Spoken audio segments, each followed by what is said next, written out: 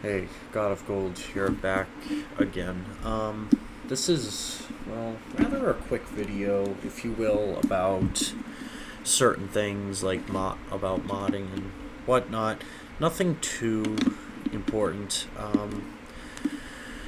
I've read throughout my comment history within the last year, and yes, I have gotten, I want to say, a good amount of feedback, as far as I know. But there was a few that were confused or confounded, and I'm here to say that I am doing my best to listen, and I am trying to increase my awareness as much as possible in terms of some of the issues I've been encountering. Now, this is just an example. So let's say you have your mod set up as you speak here.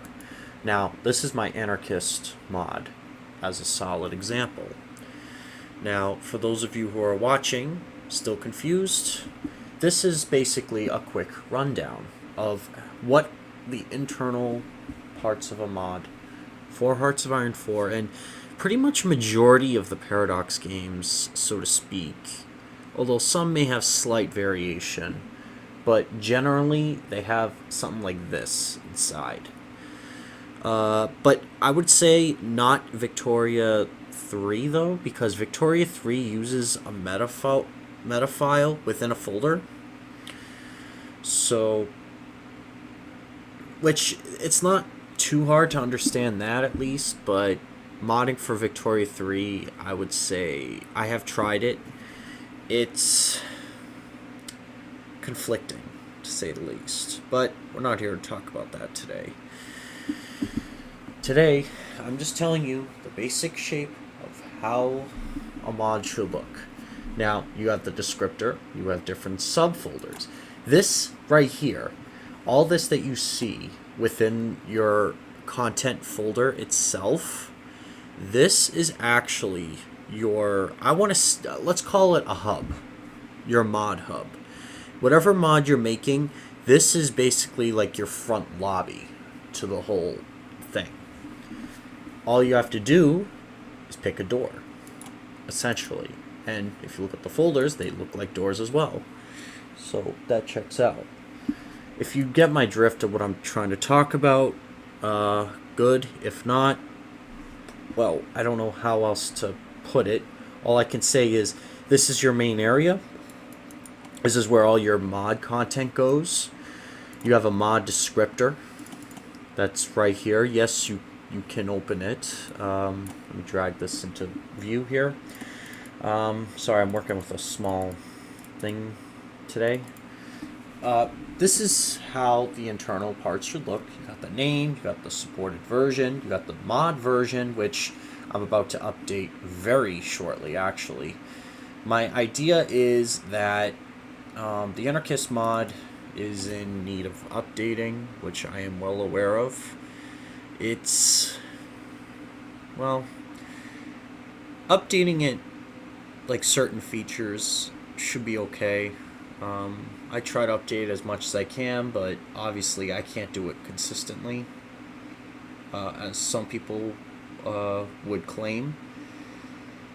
Because, well, anyways, it's just I have a very busy schedule.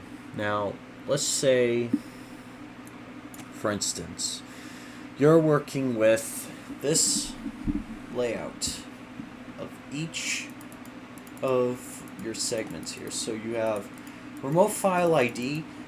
Keep in mind, you only get this if, and I mean if, you have one or two things set up. You either A, uploaded it to the workshop, which if you do, it gives you an ID generated automatically, so that this way it'll be saved here. And if you want to upload to the workshop again, but this time update the mod, you can. So that's helpful. Now, supported version, pretty obvious. Supported version of the game, not the version of the mod. That goes up here. This up here where it says version, that's your version of your mod. Supported version of the game. Plain and simple. Name, I don't think I need to explain that. And tags, this is where, like, you know, what is your main priority, or what is your main category for what you want to see in this, in whatever mod you're making. For example, mine is balance, events, fixes, gameplay, and ideologies. It adds 4 new ideologies, and if you're not sure what said ideologies, let me show you. Well, aside from the 4, it's not really shown here, although I probably should have done something like that. The 4 new ideologies is socialism, libsoc, monarchism, and Nazism. Now, each of these ideologies are supposed to overhaul the base game, giving a better feel for more historical accuracy and, I guess, flavor. Now, keep in mind, the ideologies that I made in front of me, they are not meant to, you know, offend people, but if you are offended, well, I'm sorry, you probably came to the wrong video. So, but for those of you who want to learn more about modding and about my tips, yeah, so if you guys see ideology stuff like this, yes, you could put it all in one text, but you can also divide it. This is what a basic shape of everything looks like. These are all custom. Now, as you can imagine, there's a lot of tags, which some might not be accurate. Like, for example, this one's not evil, it's just imperial autocracy. Stuff like this. So once you have that set up, these are the rules. You got modifiers and whatnot. You know what? I'm going to pick a separate video to do these, to explain how these work. Today, I guess I'm just doing a basic setup. So essentially, this is what a mod looks like.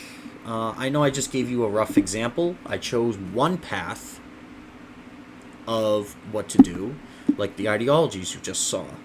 If you're still unsure, if you want to rewatch the whole thing, or if you want to go back to what I just showed you, go ahead. These are just quick little tips and or reviews to help those who are very confused. So, have a good day.